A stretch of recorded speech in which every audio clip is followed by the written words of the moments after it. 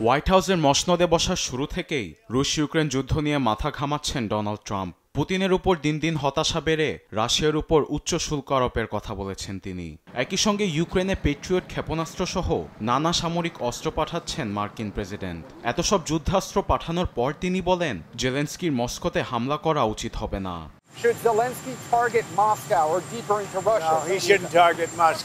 মঙ্গলবার ইউক্রেনে সামরিক অস্ত্র পাঠানোর পাশাপাশি রাশিয়ার বিরুদ্ধে কঠোর অবস্থান ঘোষণার পরপরই এ কথা জানান তিনি। তবে কী কারণে ইউক্রেনের মস্কোতে হামলা চালানো যুক্তিসঙ্গত হবে না এ বিষয়ে কিছু জানাননি ট্রাম্প। তবে তিনি বলেন ইউক্রেনে অস্ত্র পাঠানো শুরু হয়েছে। এদিকে রুশ ইউক্রেন ভয়াবহ যুদ্ধের মাঝেই পদত্যাগ করেছেন ইউক্রেনের প্রধানমন্ত্রী ডেনিস শ্যামিহাল। দেশটির সরকারে বড় ধরনের পরিবর্তনের অংশ হিসেবে মঙ্গলবার এই পদত্যাগপত্র জমা দিয়েছেন তিনি। তাকে প্রতিরক্ষা মন্ত্রী হিসেবে নিয়োগের কথা জানিয়েছেন ইউক্রেন প্রেসিডেন্ট। এতে করে সরকার পরিবর্তনের পাশাপাশি যুদ্ধে নতুন কূটকৌশল প্রয়োগ সফলতা বয়ে আনবে বলে আশাবাদী জেলেনস্কি।